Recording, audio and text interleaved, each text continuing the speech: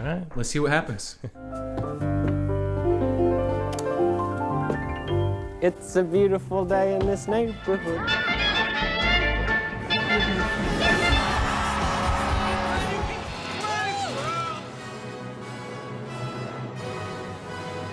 I'm going to give you 15 more seconds.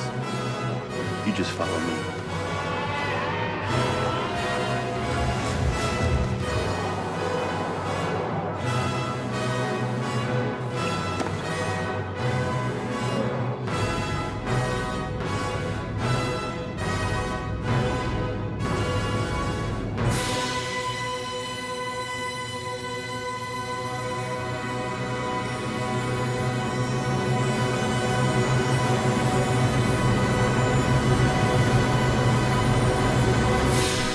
All right, welcome to Storytelling Café. I'm your co-host, Scott Burton, and I'm here with Ishmael Angaluuk Hope. Ishmael, good morning. All right. Guten Chish, Yak Kliana. Thank you. Thank you. Guten Tag. Because I'm also German. So, yeah, I'm English. I was saying all my languages. Well, it's really good to have you here. It's an honor, and it's an honor to be here with our listeners. As I think we're going to do here on Storytelling Cafe, we'd like to invite you guys to have a cup of coffee or tea or the beverage of your choice with us. We're having some coffee. We're big coffee guys. Beautiful. So grab a mug. Land acknowledgement. Oh, yeah. Ishmael, where are we? Where are we? That's really good. That's good. And that leads into what I was hoping to talk about. And as I would do this, I've been talking a lot about how I'm not necessarily interested in being a cultural representer, a cultural educator, or some kind of tradition bearer. I am an artist and a scholar, and I think one of the themes that's going to recur in what we talk about in this podcast, because that's kind of what we talk about, is clarity of purpose. Having a goal, having a vision, and then figuring out the entire strategy for figuring all that out. And so that's some of the things I hope to address as we go through this. So I don't want to be a cultural person for people, but I am an artist, I'm an intellectual, and just naturally being indigenous, being through my mother, Angaluuk, and being through my father, Tlingit, and being raised that way. It's simply who I am as an artist and an intellectual. But then when it becomes a sort of cultural endangerment or language endangerment, there becomes maybe a lot of social pressure on whoever sort of takes that on. And for me, at this point in my life, it's going to be good for everyone the more authentic I am, authentic to myself and others, you know. And again, that's another one of those themes that I'm going to try to get through here. As I grow, maybe the audience grows with us, or maybe they grow in learning some of the things we're learning together. Right. You know, it's an open feast, an open banquet. And also one of the reasons about not wanting to say I'm a cultural person is that even one of our elders, Cyril George, and he lived, you know, across Gatineau school. And he would say, you know, I'm not an expert. And he was in his getting to be 90. He was a master storyteller, leader of his clan, true, honorable person. And he would begin his stories with saying, you know, I'm not an expert. You know, and then what I had to tell him then and how I still feel is, if you're not an expert, then who is, you know? Like, that's what I was thinking to him and telling to him. But that just gives you a sense of the responsibility that people take on when they want to share this kind of stuff. You know, that's always there. You know, and so how one of the things I want to figure out is how in my relationship with the community, I can be an artist and intellectual, yes, contribute without necessarily an intense pressure on things. So about representing something. Okay. So that's why they say, "Kakwaak, kakwaak." I'm going to try. I'm going to try. Or they tell people, "Kanaak, kanaak, kanaak." They would say that.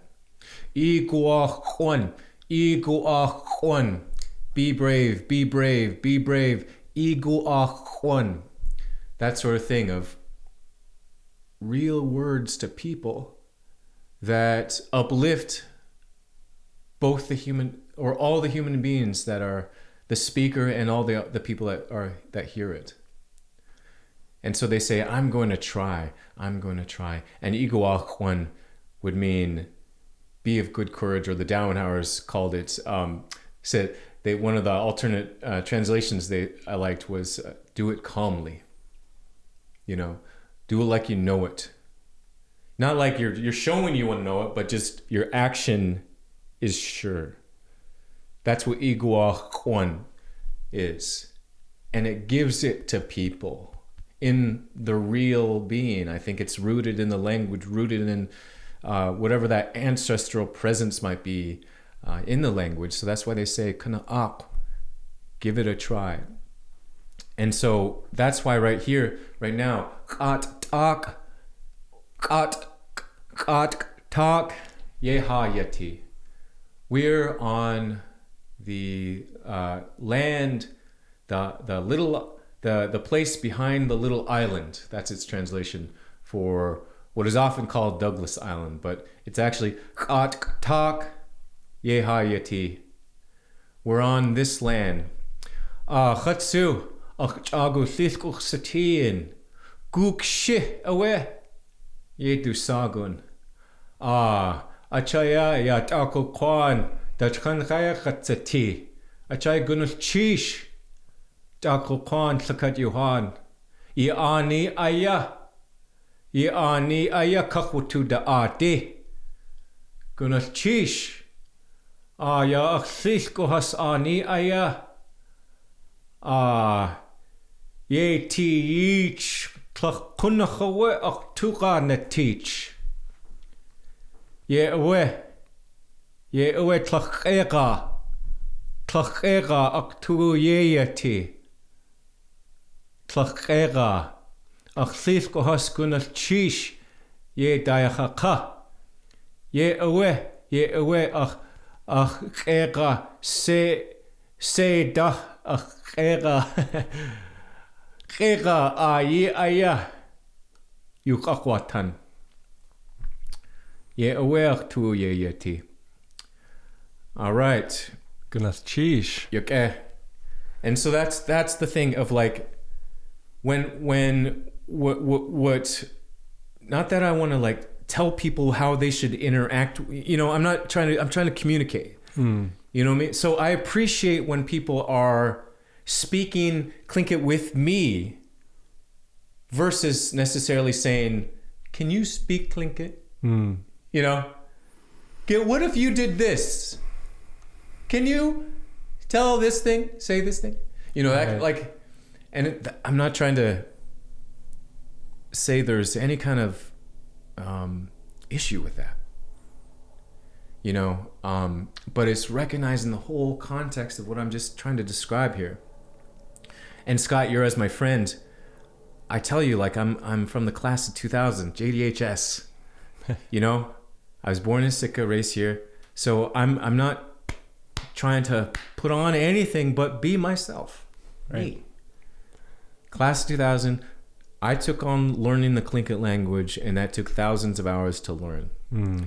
And I was around the elders my whole life because that's what both my parents really, really wanted for me. That's something we could talk about a little bit more. And it's only from experience, real, genuine experience, that I try to approach anything when it comes to that actual life stuff. And so that's why when I was talking in Tlingit, it is that reality because my actual ancestor was from the Kanachadi clan, from Taku Kwan. And it is Taku Kwan, this part of the area, where there's those clans that that claim the land. While there is Ak Kwan, which is what we call Zantikihini, and that's on the other side, and also more the western side of this larger island, Kat Tak. And that's the truth. And I'm purposely not trying to use the the English names. I'm purposely avoiding those right now, because we can go into a space where a recognition of the indigenous reality, which is in fact more real than the imposed names and language and way of life, and only the last 100 years or so, Right. So my own ancestor, that's my own actual life, someone who I came out of, lived on these lands. And that's very important to me. And so that's why I thought about this tobacco here. So here we are. Thank you for inviting me, buddy. Cha, friend. That's the word I'm using. Away. Thank you for inviting me here. And so here we are on Douglas. I said the English name. Kat Tak. And it's an ancestral territory, which is real. And we're reclaiming indigenous sovereignty, self-determination, languages, way of life. Trying to do it humbly, respectfully, while also having fun and being ourselves. Whoops, I just got it. We should turn that off. That's going to be fun during this whole thing. There'll be all the little trying to manage life kind of stuff that happens, which doesn't get edited out on podcasts, which I think is great. So, but if that goes on again, I normally don't get many texts, but I just turn it off in a minute. But so talking about, we're on Kat Tak, and Tom Ukas, one of our elders of the Kiksadi, he talked about how when there was a place, ya tlugul kwan kiaya chakowe skoya kaya kadu hun khohas kadu tlak kadu tla shtakin yek na khoe haswuthli ha shlakat has tech wuseti you Llakat has jutl tech wuseti you oe hain kadulnik ha ya thith go has gonana stiqo hu oe hain kauthernik wan kanin zawe where take you adiya nahawe yakwatu kuch aga awe adu sakshaya we gunch in awe hin tade hus will cage aga awe ye andu cage Gwasye Skayak Sakhet Achjich nach Satit Ye away Ha in a Katholic you Gunane Ste Ya Achlisk Ye away Achaya Gwas Gunch in away Gunas Chish Ye dayakach du ka. Ye away ach tundatani ye yati. Sakat Johan. Dasa kocht. Ye chsanei. Kakakt ye yoxakai jade ye khatnai u adu sakshaya wudu ziku yaha kusti ye awe ye suhlingit khasati achaya ya atune aya ya atune aya hes akade sakuk ha sakuk up ye awe Goodness, sheesh. Yakecha. So it was one of those things where learning the Tlingit language, sometimes it gives you more of where that's how you really can genuinely express your thoughts. And so that's what I was moving into as I was talking there. And it's not to say I was born and raised speaking the language. I'm not here to pretend I'm anything other than who and what I am and what I do, and to do what I do, which is as a scholar, an artist, someone working on this. And from all that language learning and from lots of early exposure, it just absorbed more. I'm absorbing it more and using it more, and hopefully as our elders intended. So, and again, that's with all this, wow, so many, all the stuff we're talking about. So How can we still, still be ourselves and be, I mean, not, I get a little funky when someone says, be yourself. Like, I can't not be myself. Right. But I get it in the sense of, present and physically, connected to the things and stuff like that. And so it's all of that. And so when I was talking in Tlingit, it's that we are on this land and we would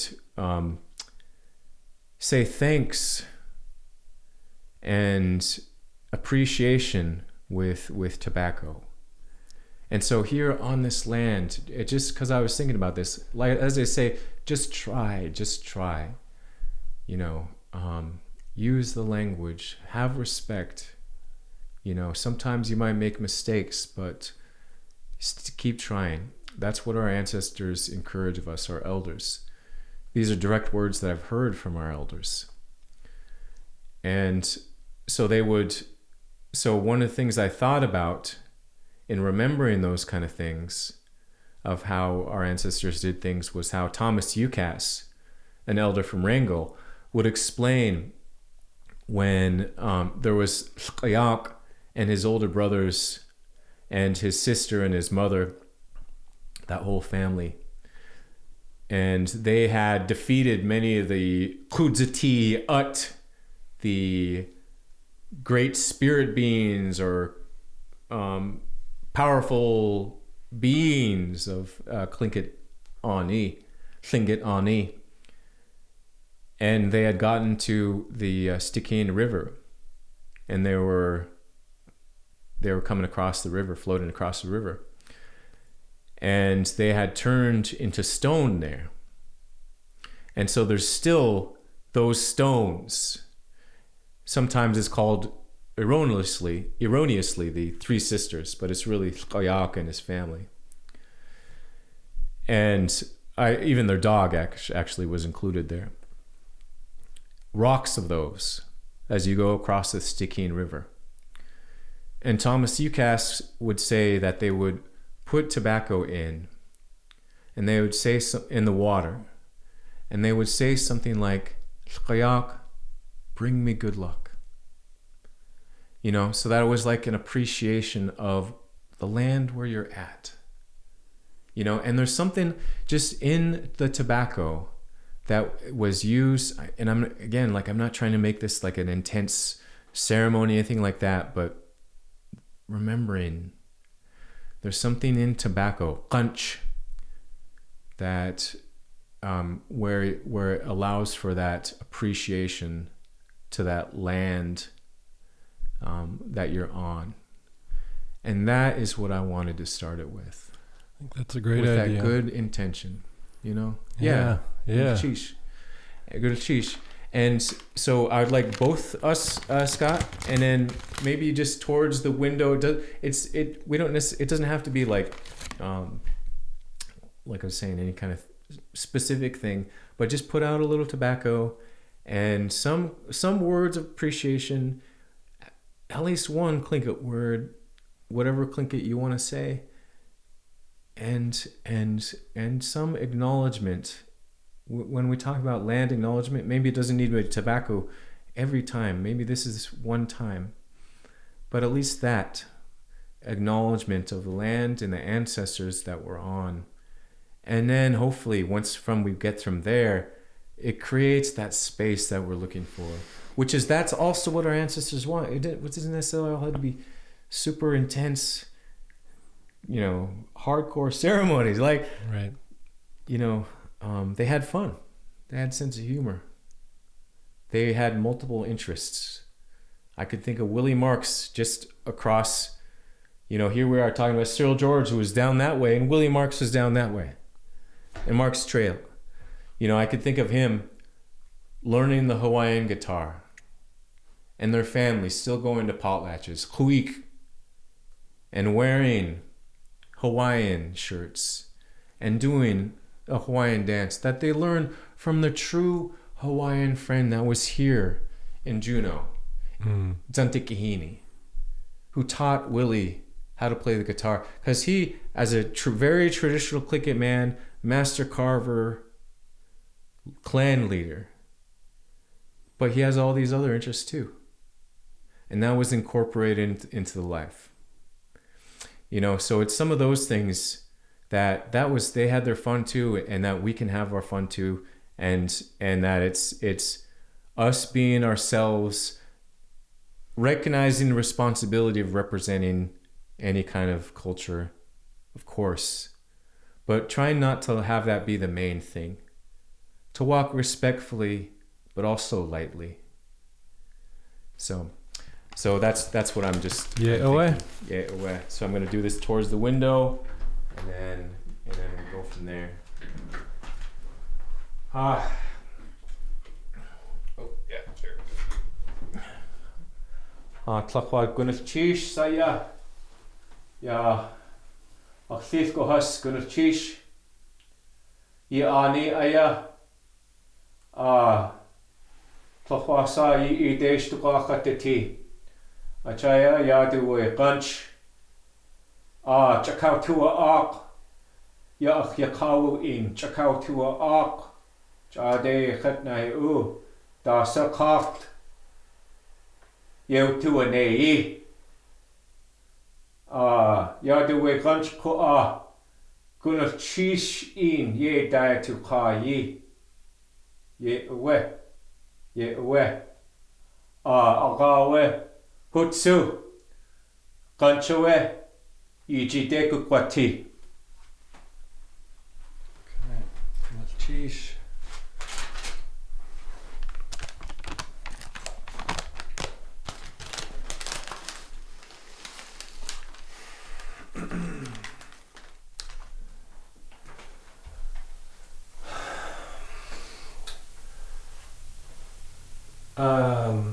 I'm thankful to be here. I'm thankful to be in Tlingit Ani.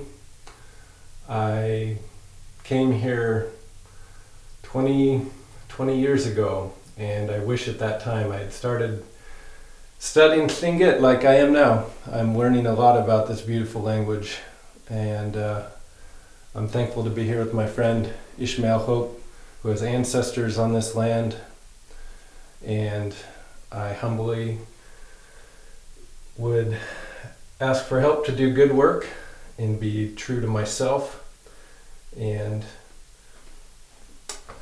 do good work. I'm going to work hard, and I'm thankful to be here. Gunas Chish. Here's ganch or tobacco. Yaka. Gunas Chish. Yaka. Yaka. Tuhuanuk. Tuhuanuk. Tuhuanuk. Es was a Yin Yahweh Yahsaka. Tuhuanuk. Tuhuanuk. Yitundatani. Adei Tindatani, yeah, Tuquanuk, Achaya Gunachish, where H Su, Achyakau, Gunachish Yedayaka, Yakaha. Right on. I was saying Tuquanuk means I felt that. You know, that I appreciated your sincerity and feeling, and that I value that. You know, like that's the kind of thing. You know, so here's the kind of space. It's just like establishing the responsibility, establishing who we are. Here's our intentions, and maybe we're gonna make mistakes. And it's not necessarily like that's always going to be an excuse at the same time. Right.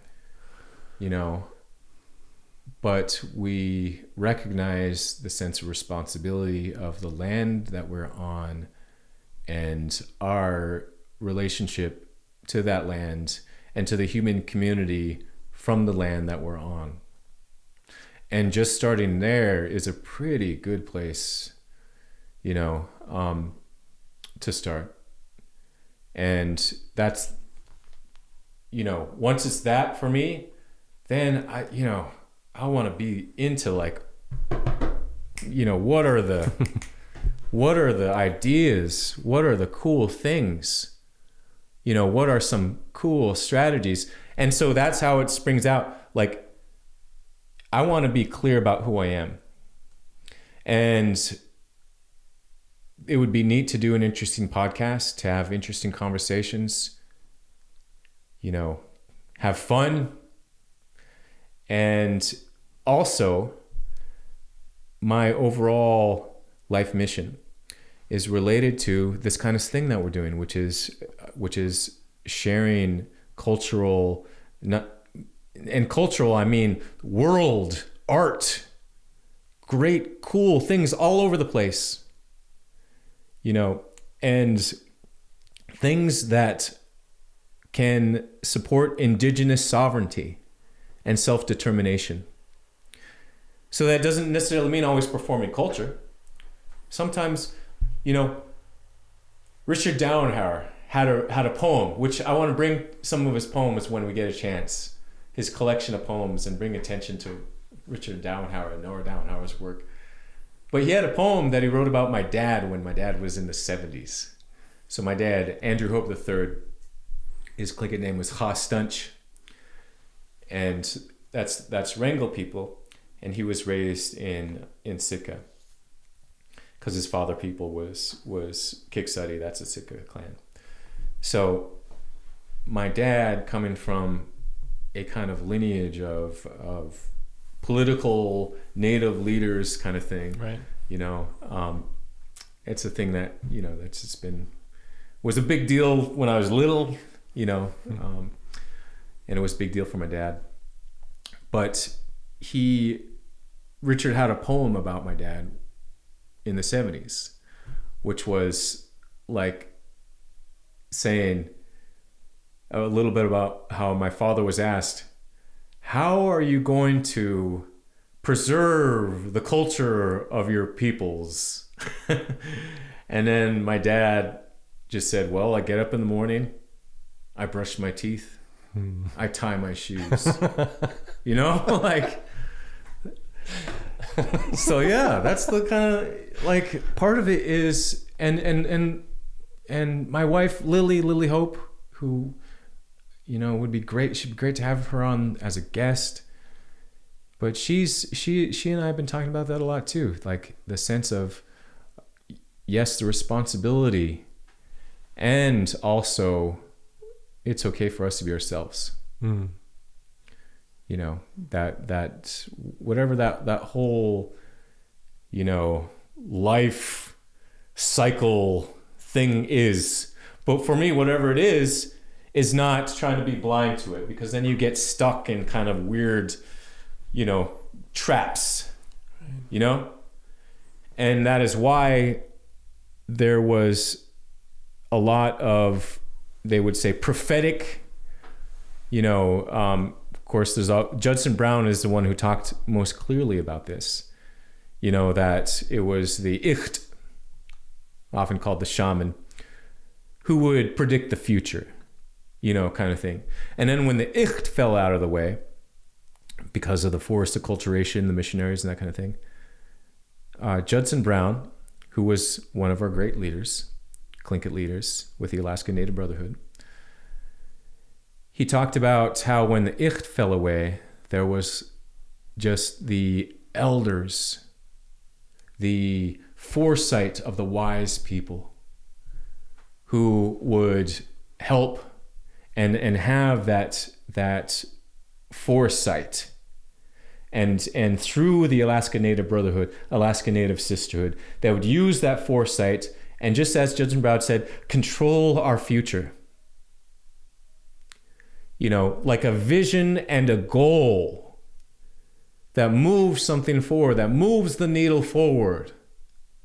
That's not always easy. That could be kind of messy sometimes, and I'm tired of the mess.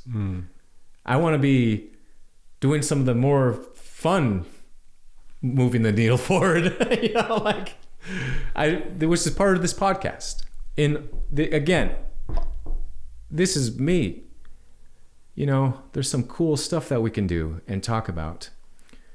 And I think it's really, it comes, so then the focus then comes to me with culture as a root, with the intellectual heritage as a root, indigenous sovereignty, indigenous self-determination, but then outwardly going into the world cultures, into oral literatures, into sports.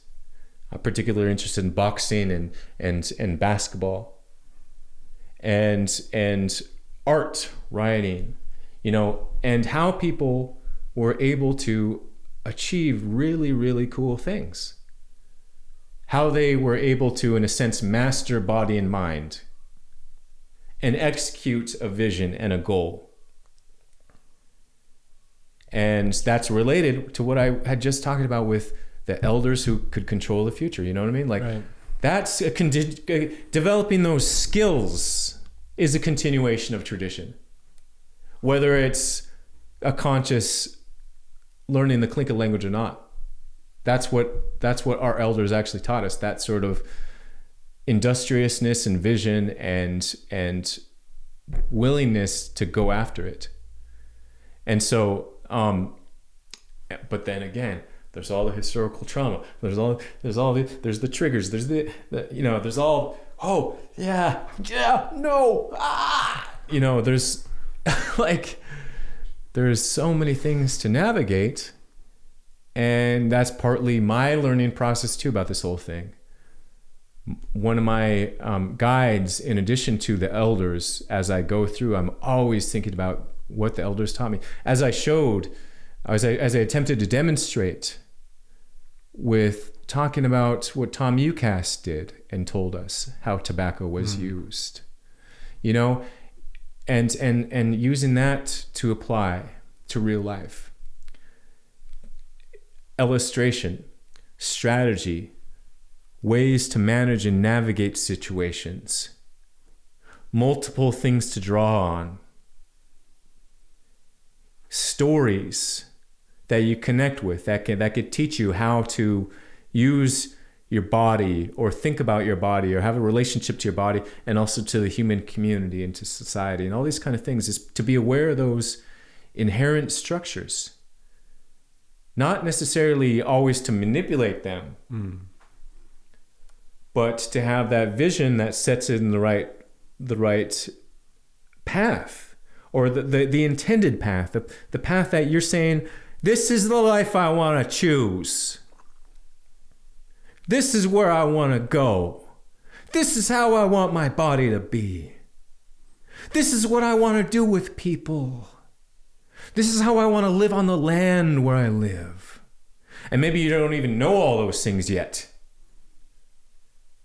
So maybe part of the process, you build it in, is knowledge, openness, acquiring, nurturing, cultivating.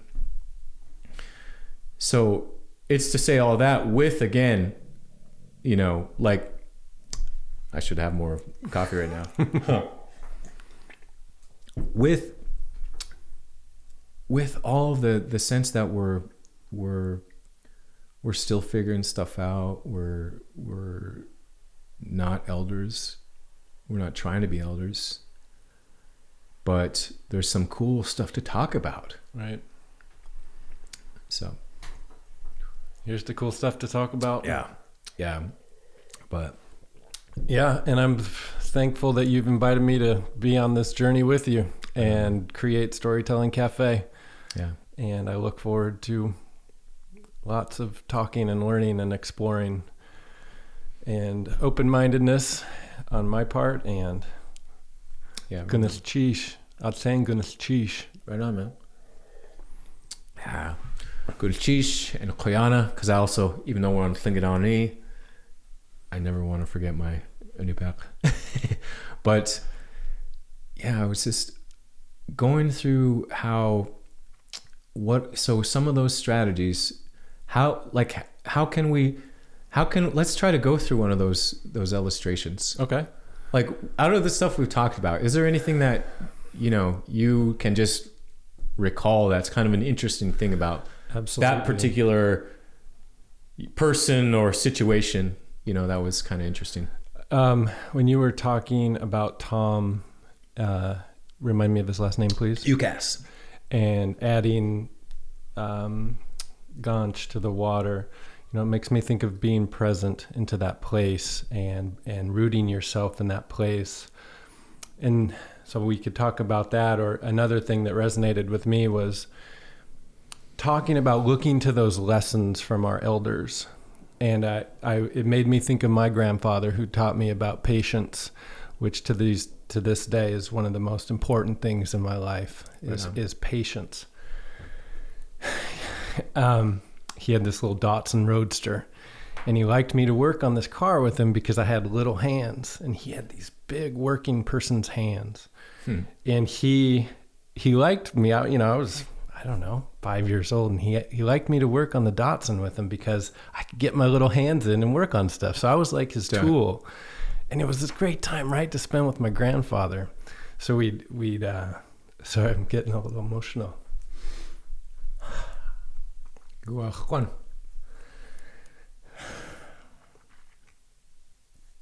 And anyway, I'd drop the bolt and I'd get sad, or I'd get frustrated, like, I gotta fix this thing, gotta impress my grandpa or something. I don't know. I was really young, but it was patience. He would breathe and he'd say, take your time.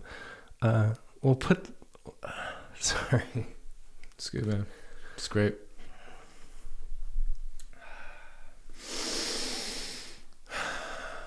We'll get the nut on the bolt.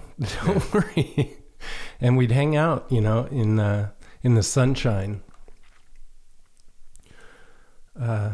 He lived in Southern California, in Anaheim, and we'd hang out there in this little gray Japanese sports car. And to this day, I think about that patience. So to get back to what you were talking about, thinking about everyday life is not easy. And when something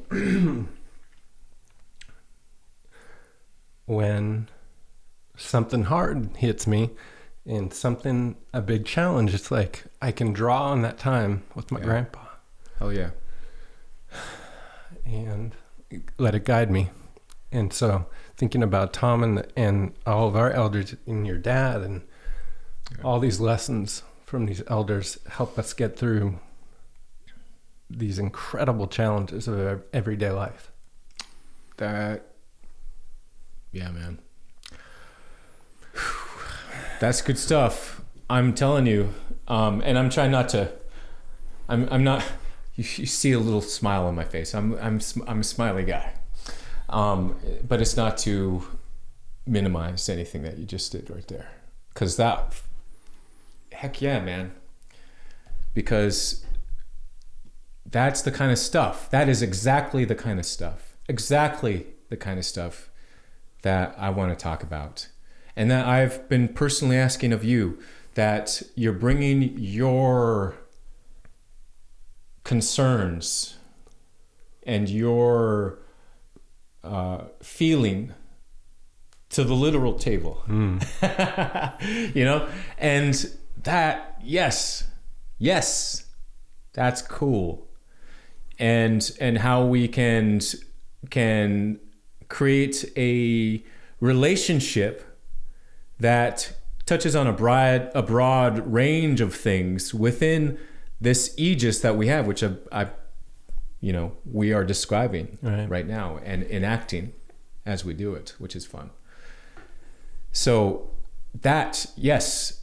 And so when it comes to the sense of a lesson from an elder, one of the things I think about a lot of times is when it comes to a moment when character needs to be shown.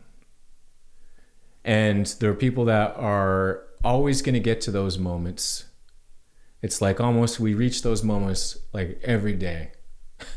And I've been like, how can I get to those moments and just be as not like intense and upset, but like just be as real and there with it as possible.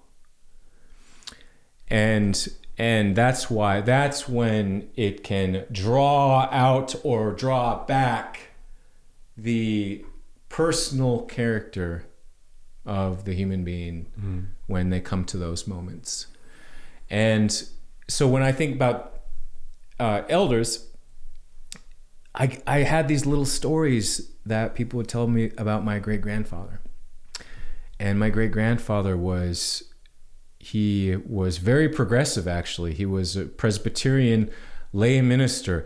He was a boat builder, but he didn't build canoes. He was a master boat builder of beautiful big wooden boats. And the Princeton Hall was the most famous, owned by the Ruddy family. And sadly, one of our dear friends, Kathy Ruddy, had passed just recently. But Andrew Hope Sr., but he was also of the traditional Tlingit culture at the same time. He'd wear the suits and ties, but he would go to Kuna.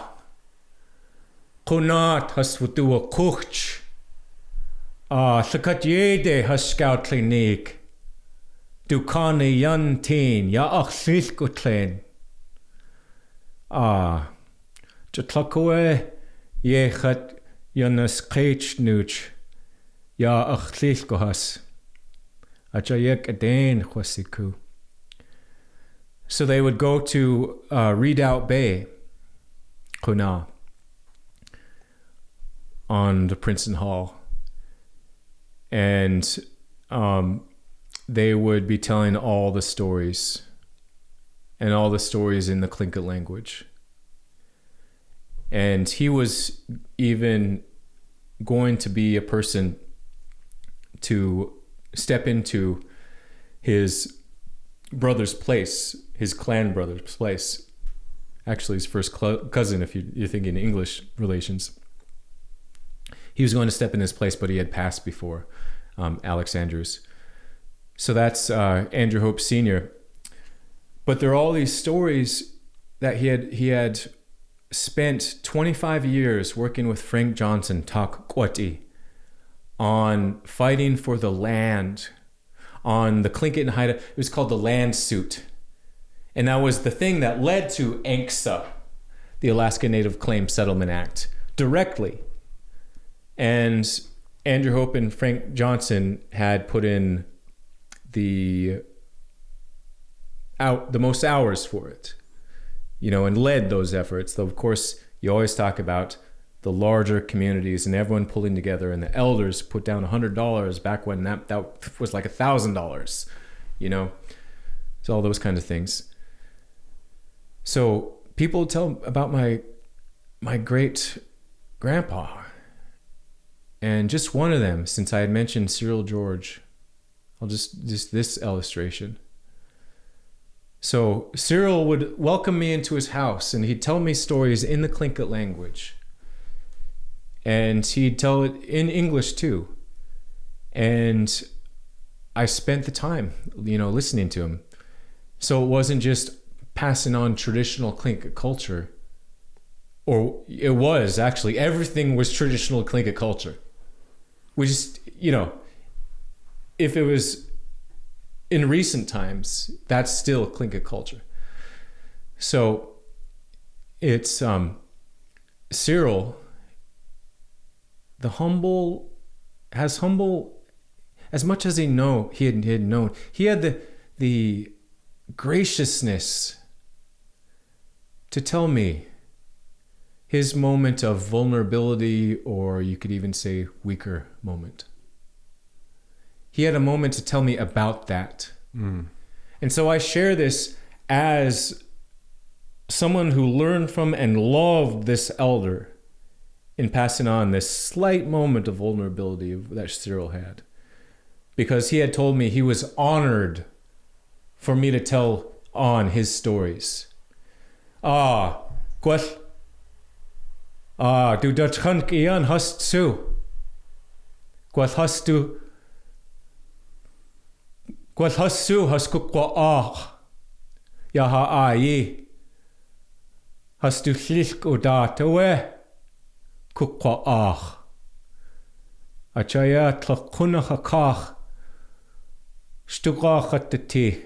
Kunach du ide stugachat the tea ya kau. So it's maybe that his grandchildren, there are some of his grandchildren, his children that I had known. He had talked about how much he loved his family. And so in sharing on this, it has all that. So Cyril, when he was younger, maybe in his 20s, there was something that was really under hot debate, like it would be at these A and B meetings. Hot, heavy debate.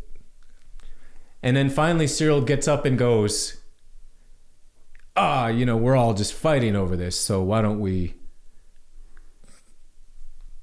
just forget about it? Just, in a sense, because everyone's being so angry with each other, bad, difficult with each other, right? To give up. And I don't even know which land was under discussion anymore, but I just remember Cyril telling me this, and that he had done this. So he had admitted him doing that. And then I say that with all the love as someone who learned from him. And then he told me that Andrew Hope Sr. went to him and said to him, a lot of the people, they're listening to the young people now. Took a beat. If you take one thing off the table, they'll take it off forever. Just that. Right. You know what I mean? Yeah.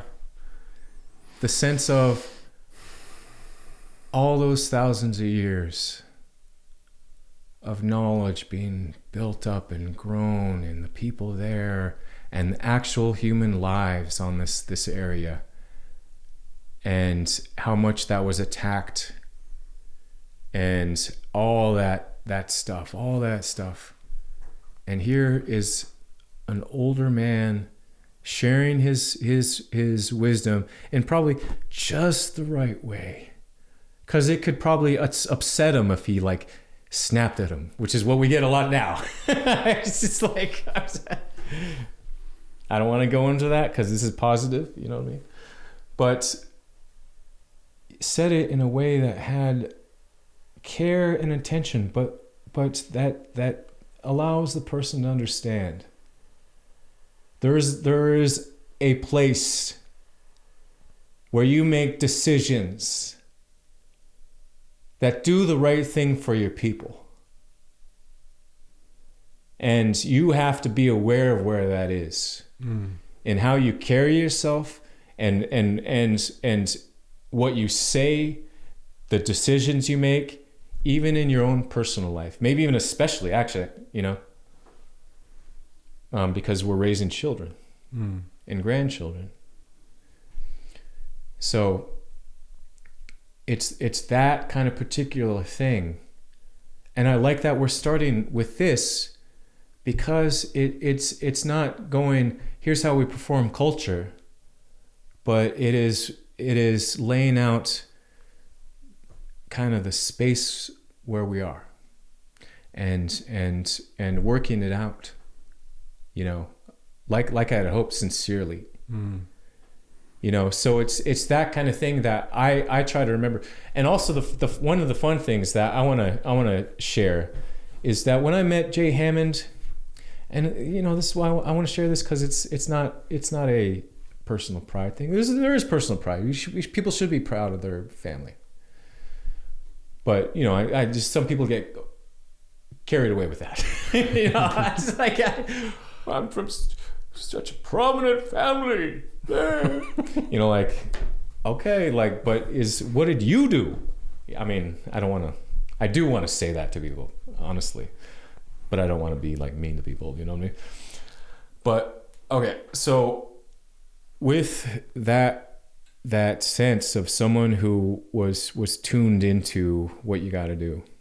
So Jay Hammond, when he had become the main campaign manager for Fran Ulmer's campaign for governor in 2002. And it was shortly before he had passed. And I had come on board to help with that campaign. I mean, this isn't political, by the way. I'm not trying to... I mean, it might be political, but not in the sense of a political party. It's political in the sense of we care about indigenous sovereignty here. Right. Thank you for your nod. But the Jay Hammond. So here's where there's a crossover. This is a really cool crossover. My dad had told me that over in the village in Sitka, then that's traditional clan territory. He had a house there that he built. It wasn't a clan house, but he built that house on traditional clan territory. My great-grandfather.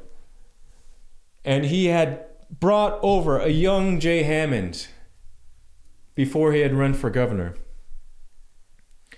and kept him in his house and taught him politics, taught him strategy, how to run his campaign. That's what my dad told me. And now there was my dad that told me that, but then there was when I met Jay Hammond. And he said, he was always talking, Jay Hammond, the bushrat governor, was his name, Alaska's bushrat governor, which he was very proud of. So he liked it, he didn't play it up necessarily, but that was his voice. Jay Hammond, Ishmael, Hope, your great grandfather, he taught me about politics. And so that is considered, Jay Hammond's considered Alaska's greatest governor. He brought his character to the moment that I'm trying to talk about.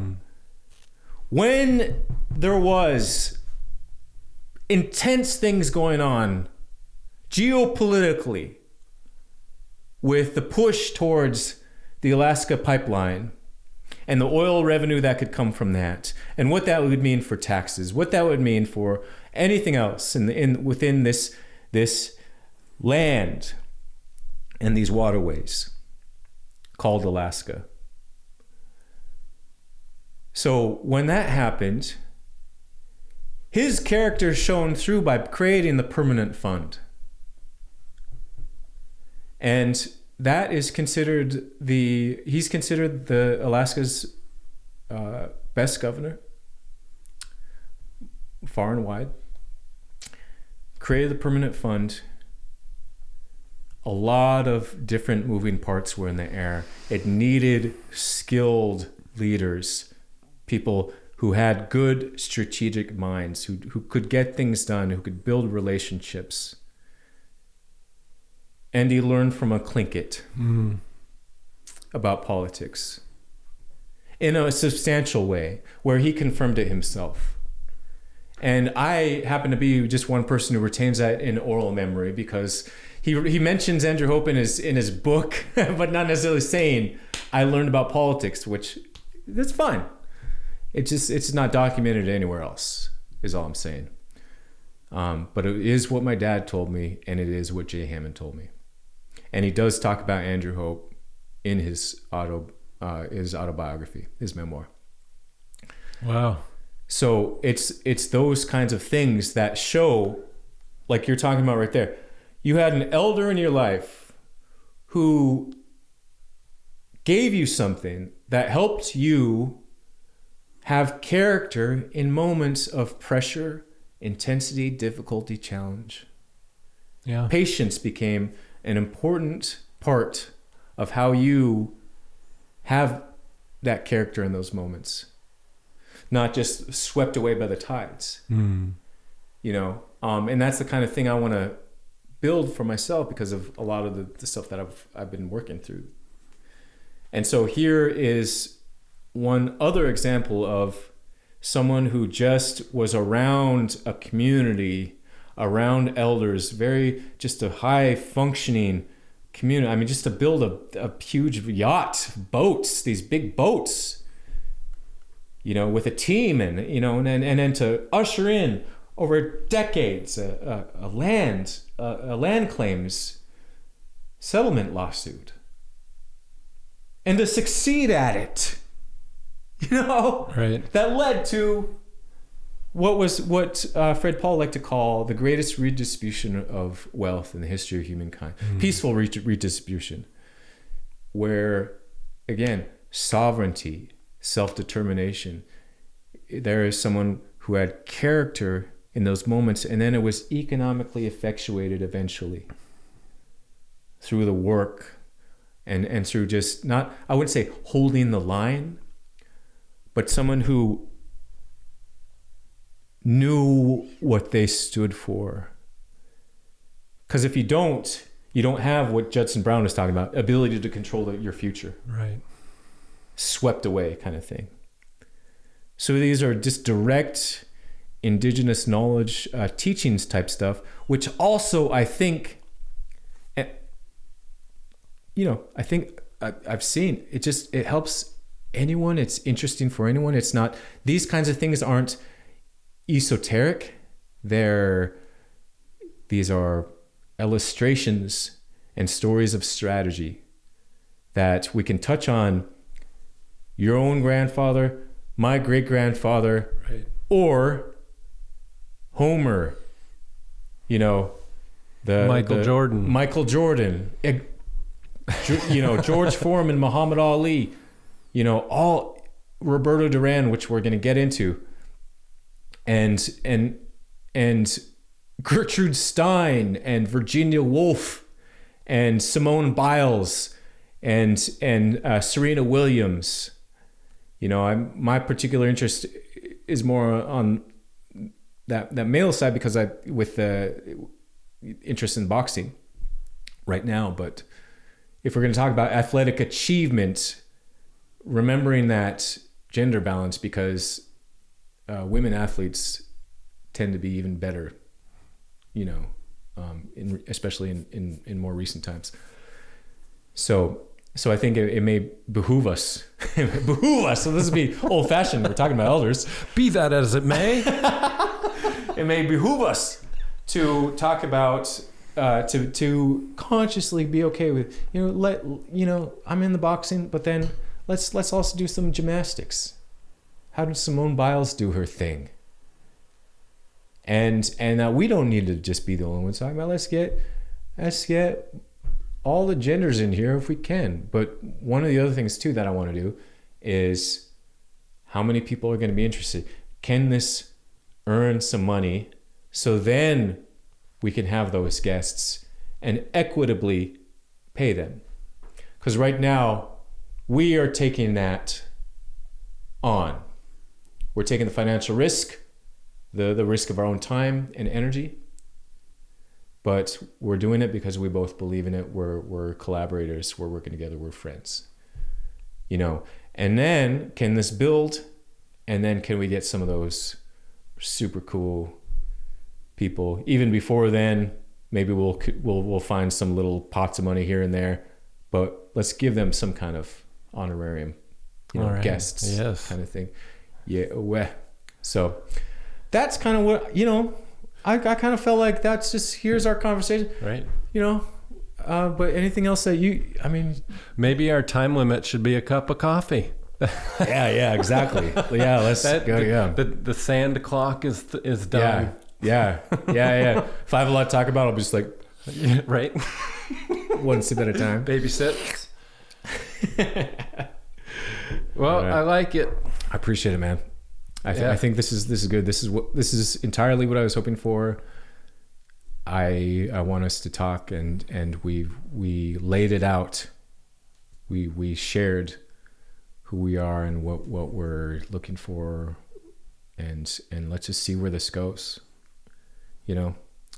I would love to use this as the first episode. All right. If you're good with that. Everything from how we started it doesn't need to be edited except for the first segment to, and now, thank you, blah, blah, whatever, however you're going to do it. So I'll leave it to you, my friend. Cheesh. Right on. Cheers. Okay.